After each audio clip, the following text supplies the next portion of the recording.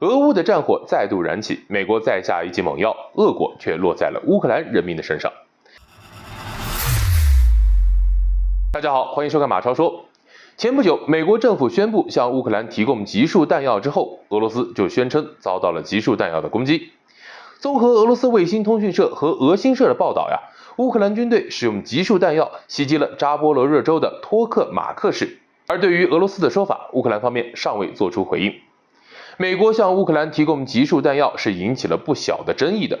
就连美国自己的盟友都接连站出来反对。那么被国际社会广泛反对的集束弹药到底有多可怕呢？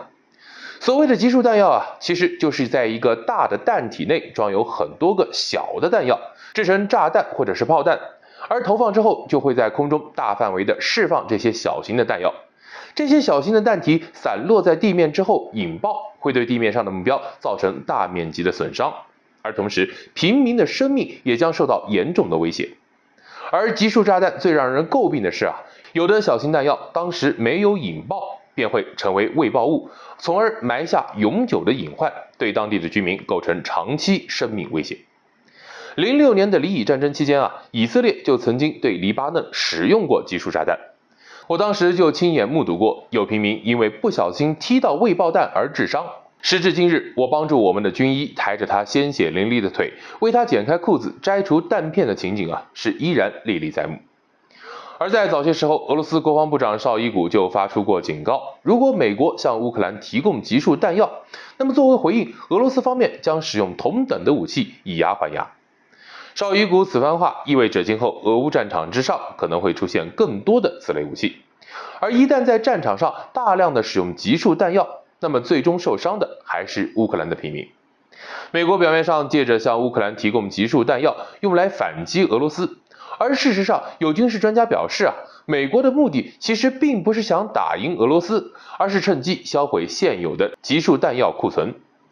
美国送集束弹药的背后原因是，美国还有300万集束弹药的库存，正好用来弥补援乌弹药的不足。绍伊古也表示，现在乌军决定使用集束弹药，证明了他们的155毫米口径弹药库存已经见底了。美国向乌克兰输送集束弹药只会延长冲突的时间。在2008年，全球107个国家就共同签署了集束弹药公约。该公约缔约国在任何情况下都不得使用和转让集束弹药，这也是美国集束弹药20年未用一个的重要原因，因为根本没有国家来买但是美国、俄罗斯、乌克兰并没有签署集束弹药公约，所以美国现在堂而皇之的将乌克兰当作废品回收站。一直以来，西方媒体对集束弹药的问题是持双重态度的。1年前，西方媒体就反复的对俄罗斯在乌克兰领土上使用集束弹药的说法进行大肆的宣扬，并且描述这些炸弹是如何的恐怖，并且杀死平民。而现实却是，美国利用集束弹药在柬埔寨、伊拉克、阿富汗都造成了不可磨灭的伤害，而现在美国又要将这些弹药投放在乌克兰的土地上。俄乌冲突爆发1年多以来，以美国为首的西方不断地为乌克兰提供军事援助，将自己打造成拯救乌克兰的正义化身。而实际上，从俄乌战争打响的那一刻起，就有源源不断的资金流入美国军火商的口袋里。而西方对乌克兰所谓的人道主义救援也经不起任何的推敲，